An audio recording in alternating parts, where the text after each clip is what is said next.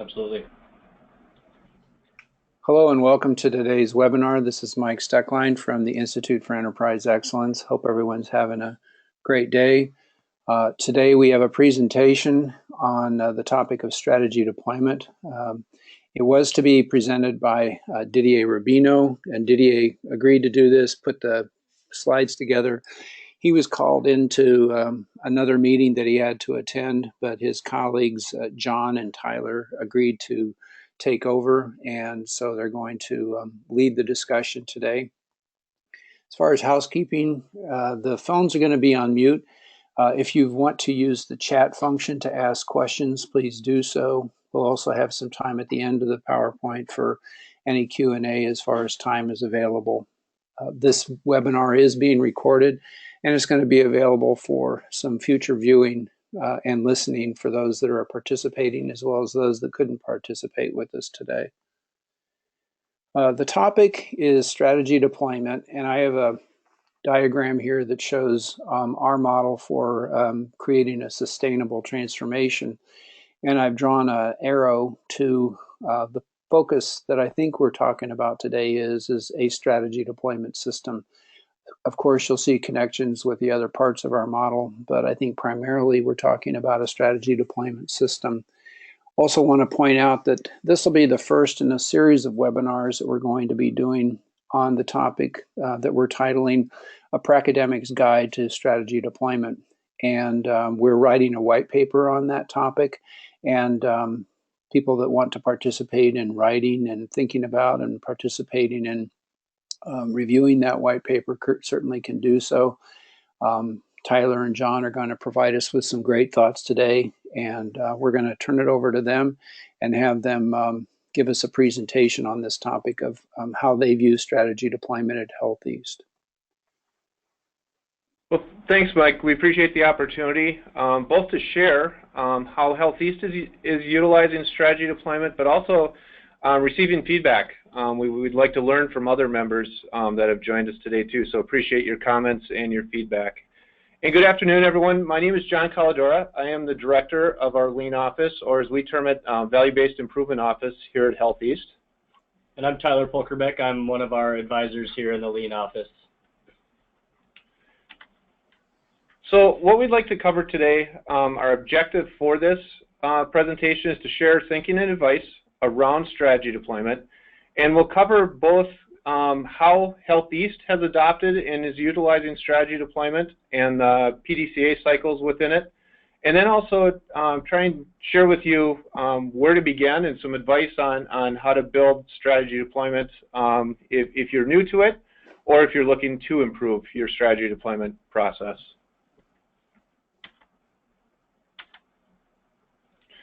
So what is strategy deployment? healtheast, we use strategy deployment to connect our system level strategies to our daily activities.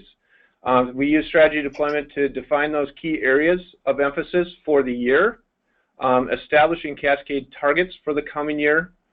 We use it to focus and align activity towards those targets. We conduct regular checks on results and activities. So there's an annual planning process, but then there's intermediate checks to help with the Plan, Do, Check, Act process within strategy deployment. It drives adjustments to the planned activities when we need it. So we have feedback and those connections between the different levels within the organization, and that enables the development of a learning organization. So beyond just connecting those corporate strategies, key strategies to our daily tasks, it also helps us to learn and improve. So we use strategy deployment as a 7-step process. Starting with the annual planning process, we connect the organization's vision of optimal health and well-being for our patients and our communities and ourselves into the annual plans. We assess the multi-year strategic initiatives and priority processes. So at a system level, not only do we plan for the annual fiscal year, but we also have a 5-year view. We've taken a vision so that it's really guiding us to where we want to be as a corporation and where we're going as a corporation, and then the plans and projects to achieve those goals. The strategy deployment planning process helps us set our annual pillar targets, and we'll talk a little bit more about those in the slides to come. Developing and deploying annual plans through catchball. So this is a multi-pronged process where we cascade the targets or the goals and objectives, and then we have a planning process that'll cascade back and forth between those who do the work to the leaders to help us plan those activities and align the activities and the priorities to the annual goals. We review on a weekly basis, so we have weekly strategy deployment review meetings. We adjust and problem solve based on the feedback that we receive during those meetings. And then we also have an annual reflection. So not only does the vision of where we're going enter into the annual planning process, but we also look and reflect on last year to say where do we need to improve, where can we improve to help set those annual goals and objectives. As I mentioned, our strategy deployment process is derived from Plan, Do, Check, Act. So whether that be the weekly review process or the overall planning that utilizes a reflection, we start with grasping the situation. So what's our current condition? What have we learned from the past year? What's changed that we need to adapt to? And then we develop our image of our desired future state from that reflection. We begin the planning based on the reflection, prioritizing our needs, selecting our objectives, and creating and deploying the plan. We use A3s to cascade that plan and guide our work. We implement the plan, and then we have a series of checks. As I mentioned a couple times now, we have our weekly meetings, so that's that micro check. So what are we doing at the project level? What are we doing at the frontline level? And how is that supporting our plan? Or are we starting to stray from our plan and need to make some adjustments to get back on our plan to meet our year-end targets? A mid-year reflection to look at what we've learned and where we're going, or what's changed since the planning cycle at the start of the year.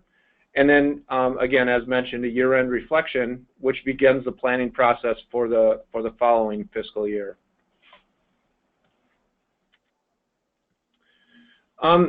Thinking about strategy deployment as a roadmap or as a trip, you have a starting point and an origin, and you have a plan for where you want to go on that particular trip. So there's a vision of where we want to get to. And then we have to choose our path on how we want to get there. And there's probably multiple ways to do that. And what we want to do is use our experience, our knowledge, our expertise, and plan that path and choose at least where we're going to start. But then we need to adjust that path as different learnings or different obstacles appear. So there needs to be some measures in order to spot those obstacles and to see those learnings as they come through. So I mentioned before the pillars. Safety, quality, delivery, cost are the most common references to the pillars and the balance scorecard. You're trying to balance out each of those pillars, and you're really measuring and monitoring the business in each of those areas to see if there's any corrections that need to be made during the year. So our strategic initiatives also come into play. As I mentioned, that's part of our planning process at a system level. We have our strategic initiatives that are looking beyond just 1 year, and those will cross each of the pillars. So some examples of strategic initiatives that you might have are system levels, marketing levels, product or process-wise. Maybe your lean deployment is a strategic initiative. And those are crossing multiple pillars. So your strategies can also be measured in terms of their progress by your pillars as well. And we do that in terms of being able to measure, and it gives us a chance to reflect and see, are we on track or are there opportunities to improve the path that we're on. So a little bit of history then in terms of strategy here at healtheast. It began in September of 2012 and started with a house very similar to the house that's used in the Toyota production system. Stability and standardization are the foundational elements, just-in-time, built-in quality, and then our pillars across the top of the house. The stability and standardization, just-in-time, and built-in quality each have key systems, and they're all centered around the lean principle of continuous improvement with respect for people. So the systems within healtheast's lean journey are involving those who do the work, keeping us centered on our patients and on our customers, and then involving those that do the work in terms of being respectful of those, including them to help with changing and improving their work. So we deployed the house in September of 2012. In January of 2013, we really began putting some of the tools of strategy deployment in place. So we began with our senior leadership team, our senior VPs, and really took them through a knowledge-based workshop of what is strategy deployment and how do the tools help to support strategy deployment and how can they use the tools. So we introduced scorecards, mother A3 strategies, pillar A3 strategies, dashboards, and the feedback we got was, wow, that's a lot of information in a short amount of time. And it really was tool-based at that time just to help them to see some of the processes and to give them a way to feel and touch strategy deployment, but it really didn't get into the respect and the continuous improvement at least initially. It just gave them more of a window into some of the key data, but we really had to begin helping them to see what are those key drivers, what's the key data that can help us align our strategies to prioritize the work, and then to be able to measure that work. So from January 2013 to March 2013, we began to cascade from the system level into 3 business units and began to create some of those connections in terms of those areas of the business that began to provide support but also insight into our strategic plan. So the 3 areas of the business, those business units, also transitioned into entities supporting the business units. So now we had 3 levels of the organization. We had a system level, a senior business unit, and also entities beginning to work together, planning their work, organizing their work, and then cascading information to support one another. From March of 2013 to September of 2013, we expanded to 7 business units and then 16 entities. So more strategy deployment teams, more pillar leaders starting to become introduced to the tools, the processes, but more importantly, the principles of strategy deployment and the ideal behaviors of strategy deployment. And then in September of 2014, we cascaded out to all areas of healtheast, so all business units, entities, and then we also connected strategy deployment to our frontline management system. So now this truly did couple our system level strategies to the day-to-day activities. Through the A3s, through those projects, and through those strategy deployment teams, we were able to connect the frontline team members to our senior leaders through our strategy deployment system. Also then in September 15, so to begin our previous fiscal year, we did it, part of our Plan, Do, Check, Act and planning cycle really started to look at taking a more holistic look and a more strategic look at our business. So instead of having our senior leadership teams focus exclusively on annual plans, we had them start to expand their breadth of oversight into our strategic initiatives. So looking at our mission and vision, we reflected on the environment and also on our internal, and that led us into the plan that we needed to take a strategic look, a more long-term look at that system level. So we still have the pillars rolling up to our executive leadership team. so that there is a connection to those day-to-day as well as annual activities. But our executive team is also looking more strategically, and that's what they are now focusing on with their strategy deployment team meetings. So the do phase of that was to implement the A3 projects and A3 plans associated with our strategies, and then changing the standard work of the executive team's strategy deployment meeting to take their deep dives and their assessments are into those strategies, and then reflecting on those strategies. So there's an overview of the annual plans from the pillars rolling up, but then there's also the focus on those system level strategies beginning this last fiscal year. So I'm going to take over, and I'll walk through the current state of where we are today now with our strategy deployment system. Kind of walk through the process of how we use it. John's gave us a nice overview of kind of the theoretical of where we've come from, and I'll kind of walk more into the application of it and where we're at today with that.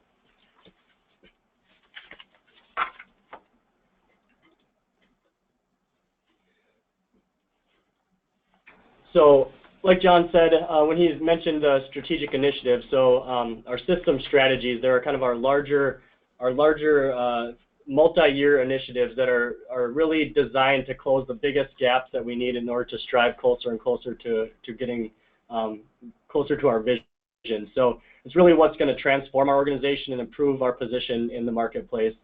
We really try to look at what are those large 5-year plans that we need to keep in front of us from the senior level teams, and what are we going to do in order to achieve those. So we have 4 overall system strategies you can see in orange there that we've developed and set forth to create those 5-year plans around them.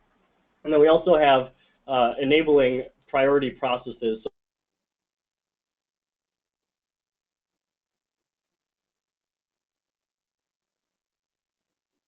Those are on for FY17, but every year we update our priority processes of how we're going to change the focus to ensure that we're enabling those system strategies to perform to the level that we're trying to get them to.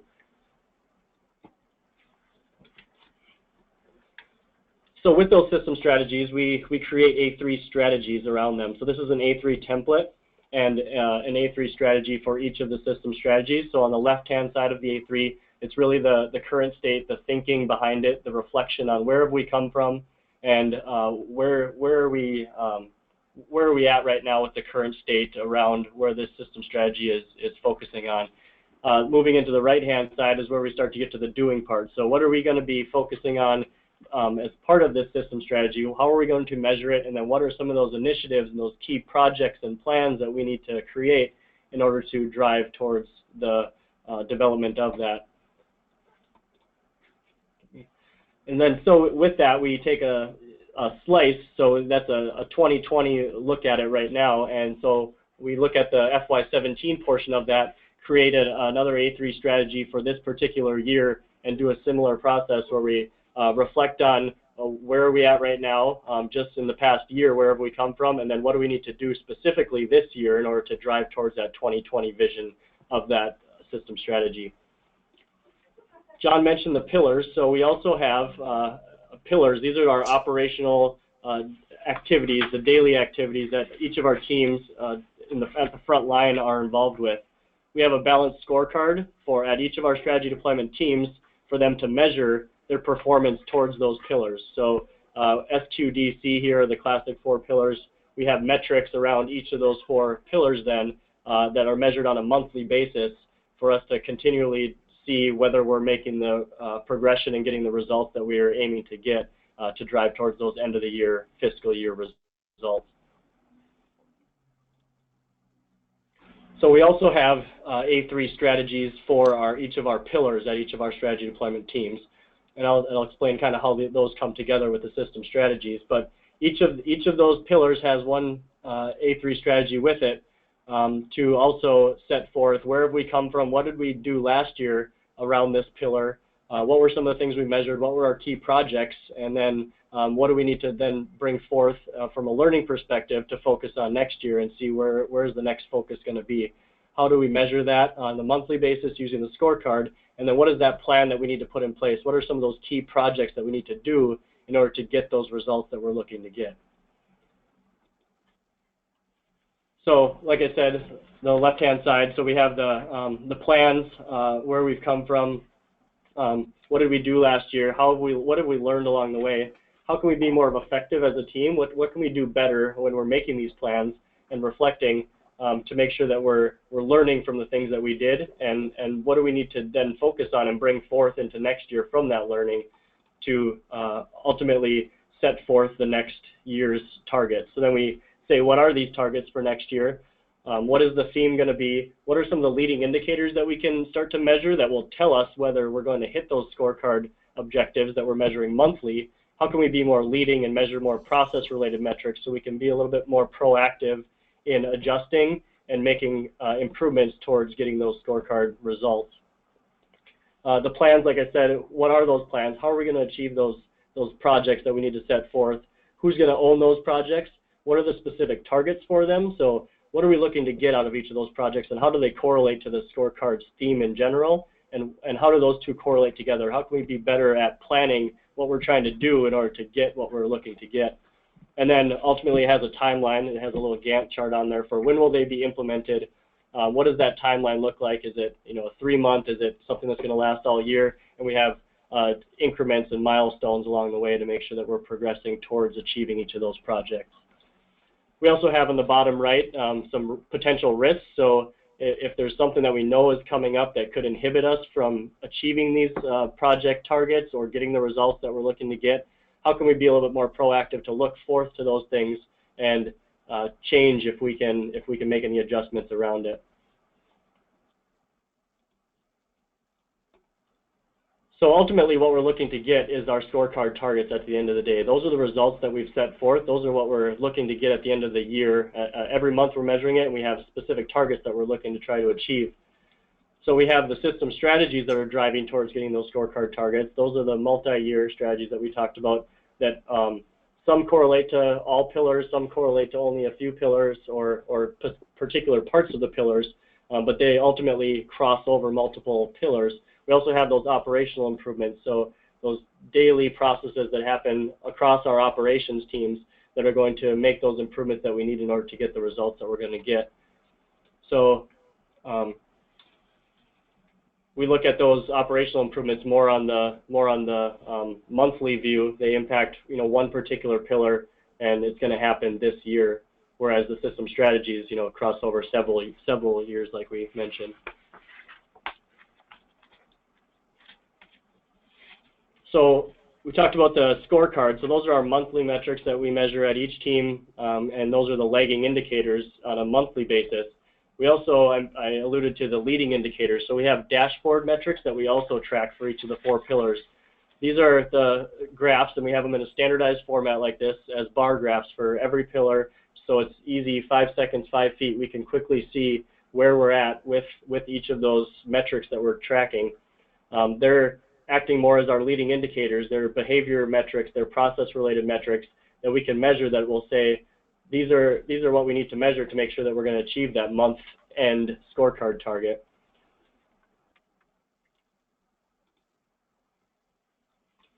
So with that, with going over those metrics and the strategy deployment process, John mentioned earlier we have that weekly review process, and we have standard work associated with that. So we have this every week with every strategy deployment team across the system. We have approximately 34 strategy deployment teams, and every single one of them does this process the same way. Obviously, correlating it to what results they're looking at getting in the operations that they're focusing on. But it's not an event. It's a weekly standard meeting that every team member is expected to be there to cover this and go over the weekly review. It's an important component of their leader standard work for each of the leaders that are associated with this that oversee those operations teams.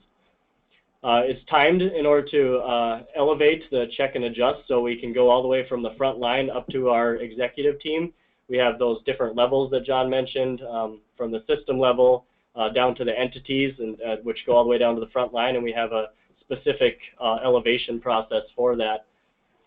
This standard work that's created there that they use is based on the ideal behaviors that we're looking to get from these teams, with PDCA embedded within it, not only within the planning process and strategy deployment, the projects that they're doing, but also with this just the weekly review process itself. We have expected outcomes that we're looking to get with each of these meetings, and we reflect on them at the end of the meeting to say, did we achieve these expected outcomes that we were looking to get this week, and how can we do better the next time?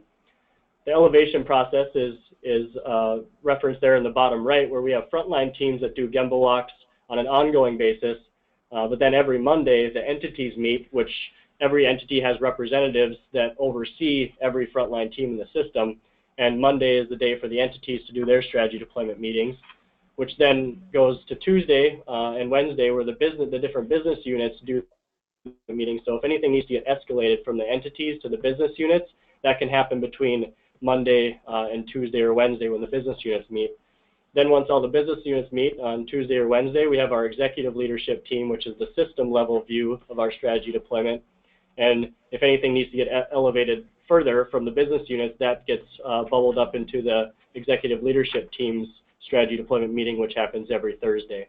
So we have a specific elevation process to make sure that if any issues arise and we need to elevate and escalate things in a meaningful and streamlined manner, that can happen throughout the week with those teams.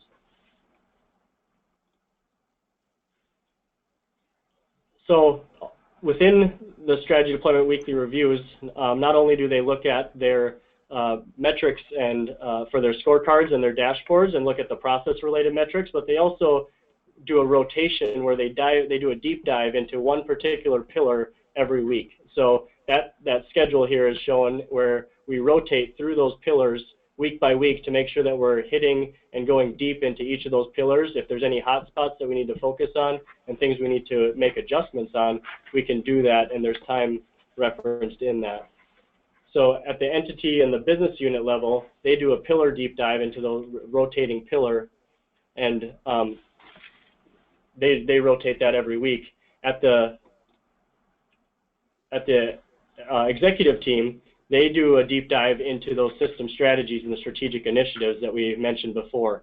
So there's also a rotation schedule that happens within there that's showing that they rotate and do their deep dives as well to dive really deep into one particular system strategy to say what's going on, what's the progress that we've made, and are there any adjustments or support that we need to bring forth to that to ensure that we're hitting the milestones that we put forth. There's also pillar representation at the ELT level as well, so they're not specifically just focused on the system strategies.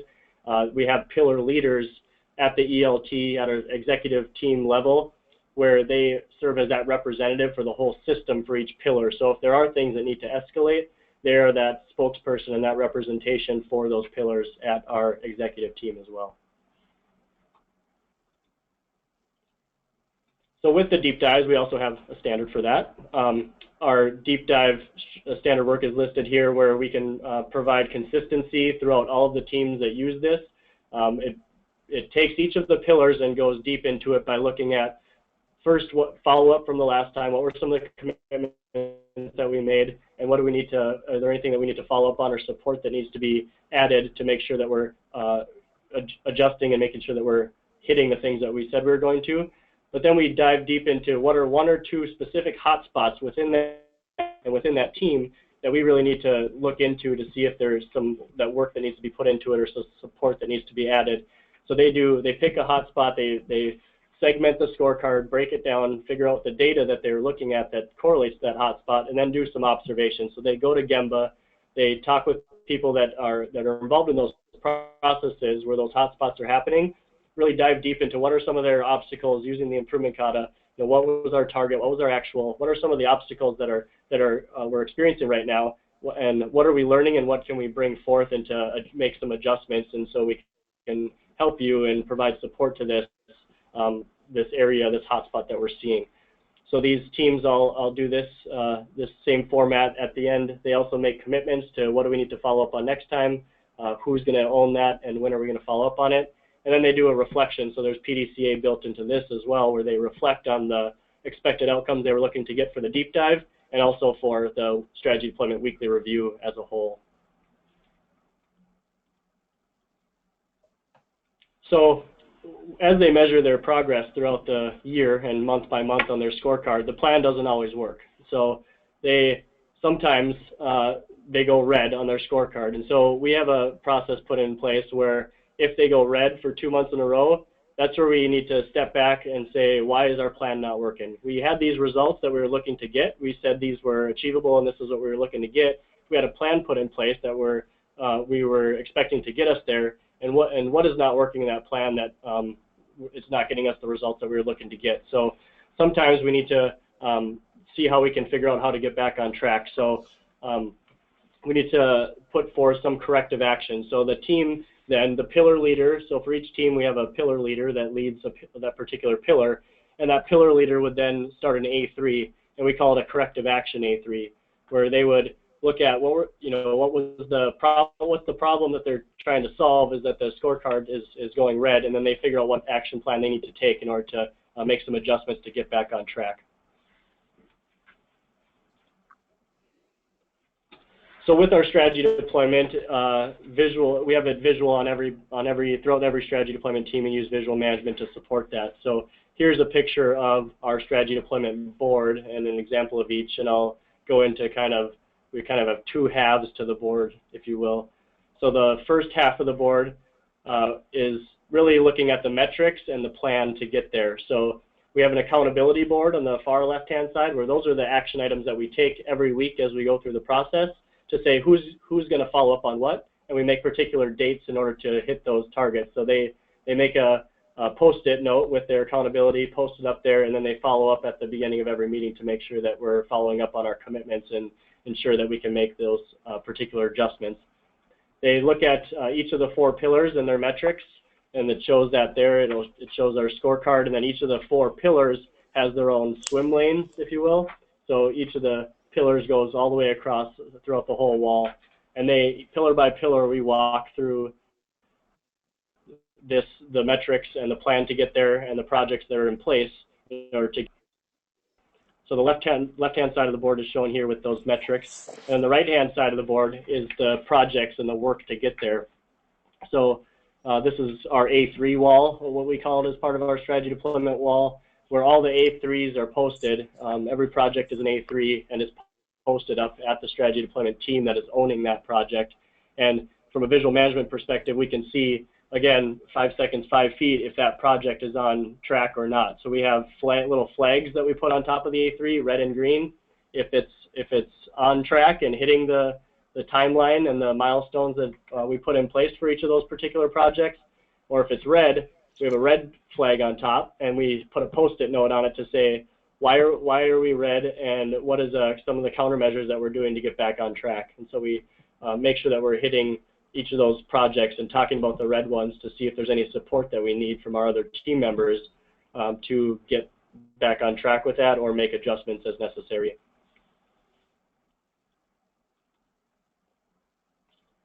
So some of our next steps with our strategy deployment are covered on the next slide. So with the process itself, some things that we're continuing to work on are the multi-year A3 strategy as well as next year's A3 strategy.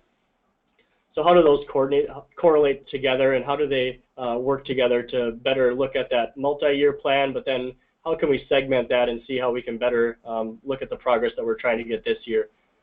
Expense and capital requirements.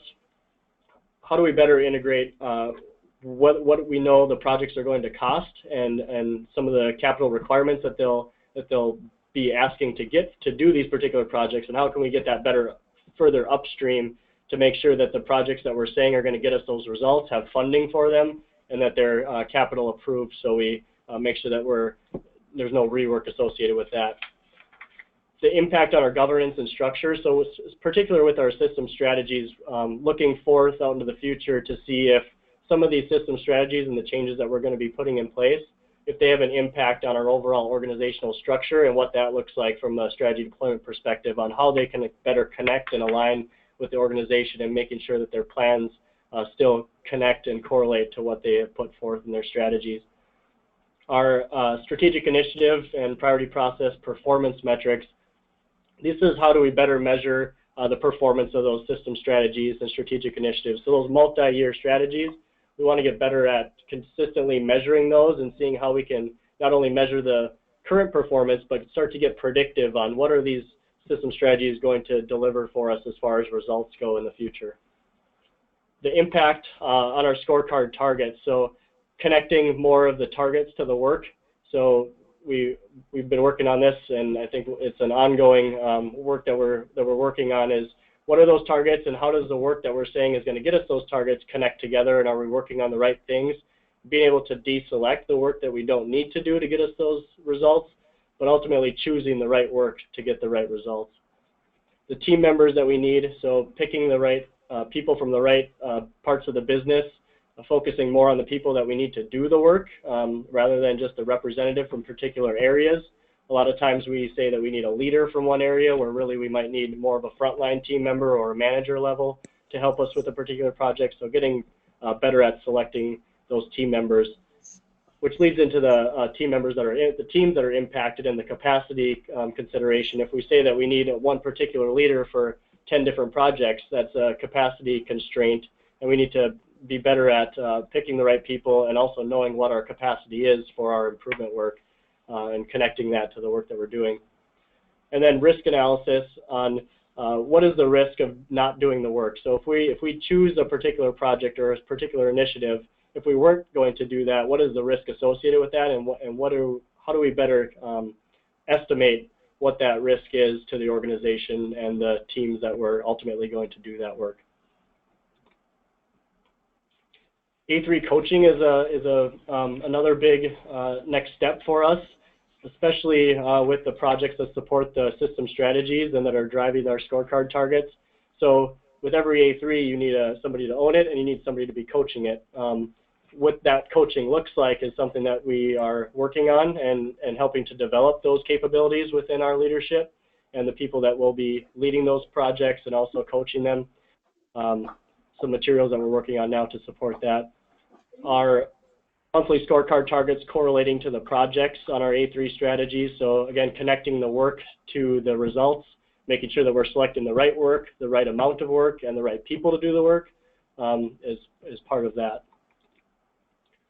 And then our capacity management is a big consideration that we've been trying to connect with, is what is our improvement capacity for not only for the whole organization, but also for individual teams and even down to individual contributors. Some people have more experience, more knowledge, more capability with leading projects, and so what does that capacity look like, and how can we make sure that that fits with the projects and the plans that we're putting in place? Ultimately, we're looking to increase the capacity, so how can we better increase the capacity with building those capabilities within leaders and teams?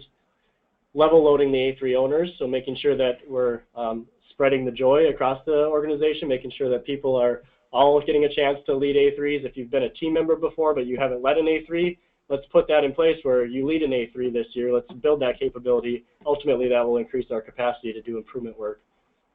And then level load in the months of the year. So a lot of times we tend to front load a lot of the work and then it turns red. And so how can we better level that load to make sure that the work is going to the work that gets started gets done. We want to start with a couple and finish those rather than starting a whole bunch of work and then having some of it lag out.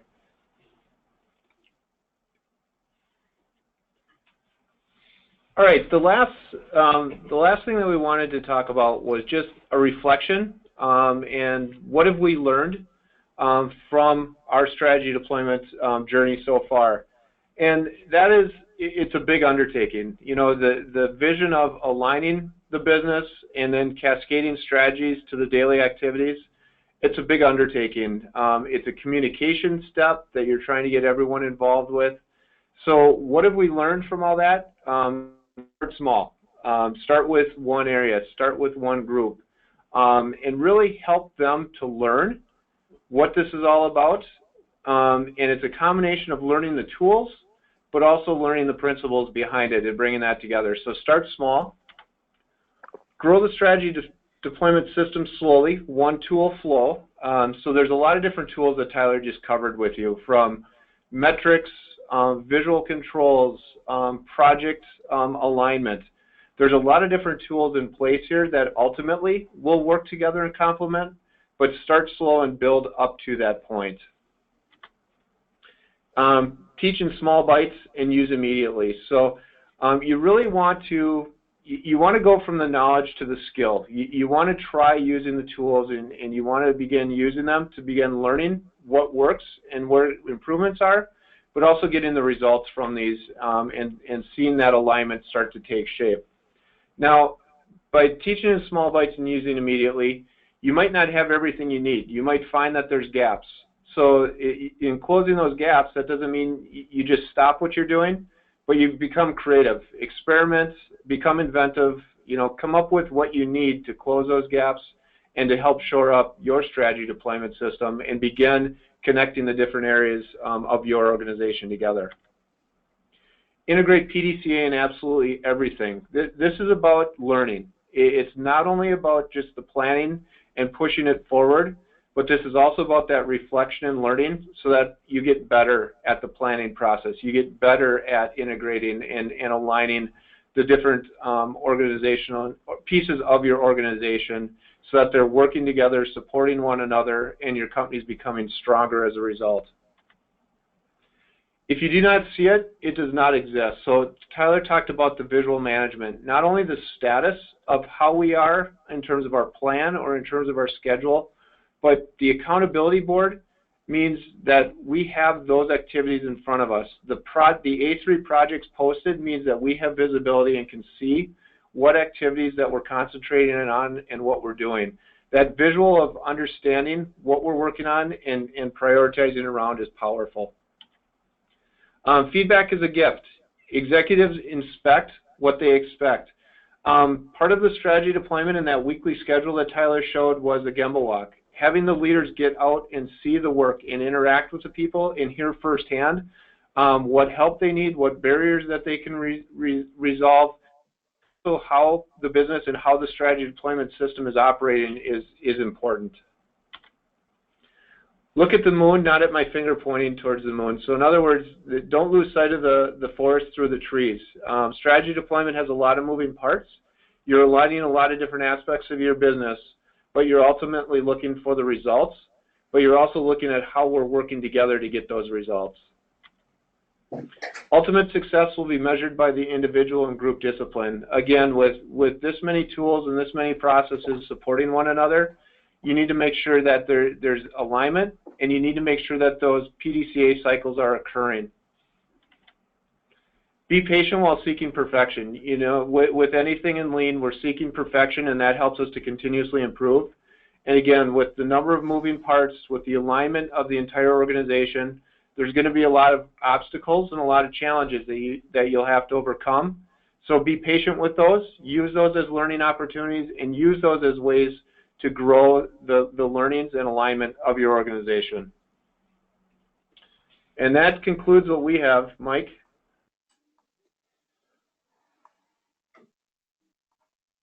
Thanks, fellas. I appreciate that. And I am going to unmute the lines and see what questions they have.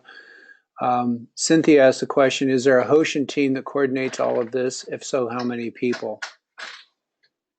Well, Tyler is our system owner for strategy deployment. So our Lean office owns the strategy deployment system, but there are, how many business units do we have? We have 7 business units and 26 entities. So those strategy deployment teams, the leaders of those are really responsible for their strategy deployment plan and the weekly reflections on those plans. So, it's these different strategy deployment teams that use these processes. So I would say there's not a central team, although we do help through our Lean office to coordinate that. And there's only 7 members of our Lean office, really, with Didier, myself, and advisors. Okay, thank you. Dirk has a question. At what level do the pillar leaders function? Who drives the corrective A3s? So the pillar leaders support each strategy deployment team. So with every strategy deployment team, there's a leader, a strategy deployment leader. Within each of those teams, they have 4 pillar leaders. So, for the SQDC, for each of the 4 pillars, there's a pillar leader. They're the one who is charged with integrating those activities, connecting and aligning to the organization, but they're not the one who owns all the work within that pillar. So they're the ones who kind of oversees the metrics and the selection of the metrics and the work that supports it, and helping to coordinate and lead all of that. And they're the ones who would own that corrective action A3, but they ultimately need to go to where those hot spots are, where the corrective action is coming from, do that investigative findings, and create that and lead that project through completion. Okay, super. Here's a question: will the slides be available? Yeah, the recording's going to be available. I'll ask the presenters if they're going to make the slides available. Sometimes we print off PDFs and make those available. Yes, we can make a PDF available. Okay, great. So I'll work on that with you guys. Jack has a question. You said to start with a tool and flow it through. What tool or concept did you begin with? Was there a problem with isolated elements not connecting into a complete system? I would say we started with system as well as some tools. So the first thing that we rolled out at healtheast was our frontline management system. The vision there and the view there was to involve all the employees and not just feel like there was isolated areas within the business that were learning lean, but that everyone could be involved in improving their work. And then in September of 2013, when we began the strategy deployment process, we really began with starting to look at what were the pillars and what were those annual results from those. So some of the measures, so the scorecard as well as the dashboard. And then we started to layer in the A3s. So then we brought together the frontline management system with the strategy deployment system with our A3 thinking system. Okay, great. The phones are unmuted, so if anyone wants to speak up and ask a question, they can. You can also use the chat function. Got a few more minutes here.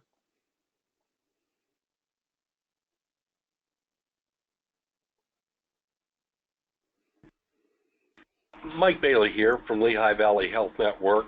Question with regards to what is the timeline that you all develop your annual goals before you actually start assigning them out and working the A3s? Good question. Yeah, so we start our reflection process from the previous year right around the beginning of May, usually.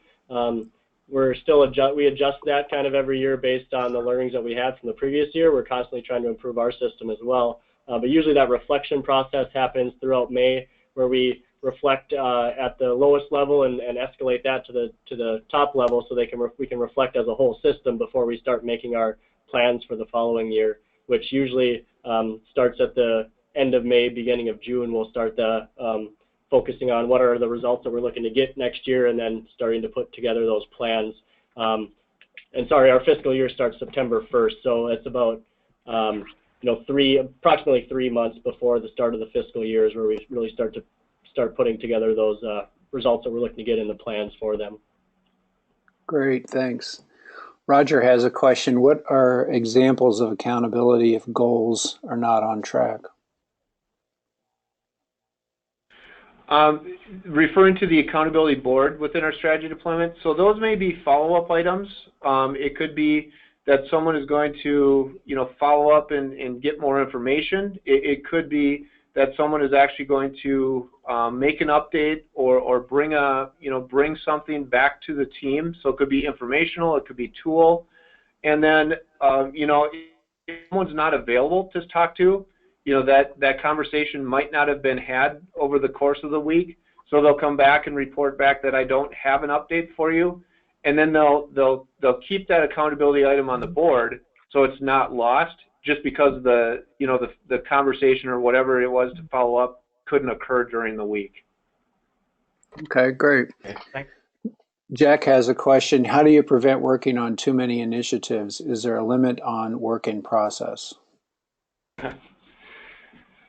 That's a great question, and that's the point where we're at, is now that we've become better at identifying our targets, as we become better at setting annual goals and finding the work that supports it, now we're finding too much work to support it. So we've used pick charts, we've used spreadsheets where we've broken it down by the number of resources that we have. We've tried to set capacity targets. We've looked at different ways to level projects to people.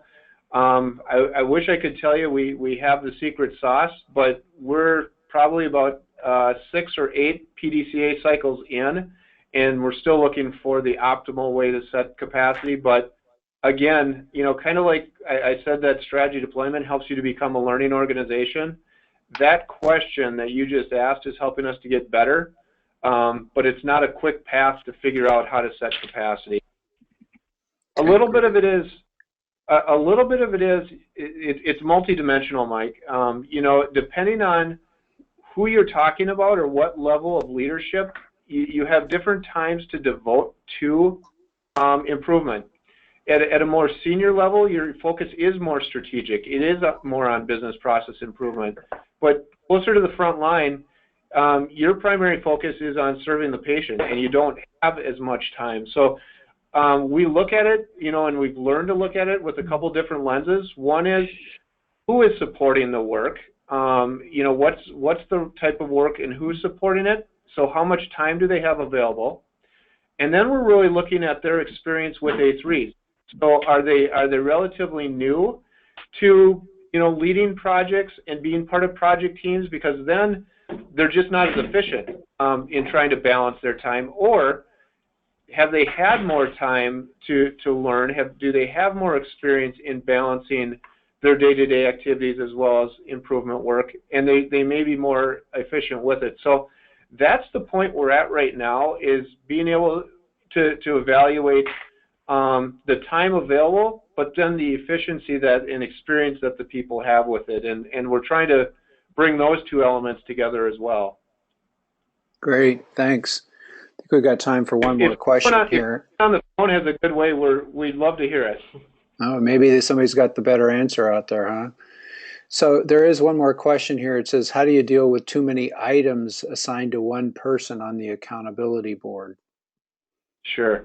And that's the beauty of making this visual. Traditionally, in a meeting, someone may be taking notes, and notes are published afterwards. This really makes the accountability visible, and it's easy to level that out if you start to see one person taking on too many of the Post-its, or if you say that we're missing a skill set or a knowledge set that would help us, that one person doesn't have to take that on. Those improvements are readily available to the team and easily seen. That's the real beauty of that visual component of just writing it on a Post-it and then putting it on that board. Great, I appreciate that.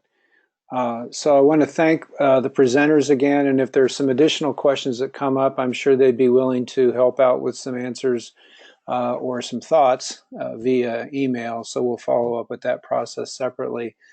Just so everyone knows that the recording from this session, if you go to our website, gets moved over from upcoming recordings to the recording webinar, and then you can get the recordings at any time. Just to let you know of what's coming up next. So in October, Dirk Van Rossum is going to lead a discussion. It's part one, a discussion on systems thinking. He's been running some experiments to try to help people to think systemically, and he's going to be sharing some of those thoughts. And he's also realized that perhaps there's a lot to talk about in one session. So there's going to be a follow-up webinar that we'll talk about in a little bit. In November, and it's just shortly after the October presentation, Michael Shea from the Health Alliance Plan in Michigan is going to talk a little bit about some of the achievements they've made. They were the recipients of an award through the Michigan Association of Health Plans, and so he's going to talk about that experience and what they're doing as far as improving health plans. Later in November, Rafael Rojas is going to share some thoughts on something that he put together for his PhD dissertation, but I thought it was interesting, and he agreed to share with the group on mindfulness in the lean journey and talking about what that means and the role in the workplace. In December, we'll have a great presentation from Sarah Grew from Winneshiek Medical Center in Decorah, Iowa. They've been doing a lot of great work experimenting with some of these principles in rehab medicine, and I promise that'll be a great presentation, as all of these are great presentations. They're going to have some interesting things to share. We've called it From Rogue Huddlers to Model Cell, and I'm sure there's a lot of rogue huddlers out there that we're going to be hearing from shortly.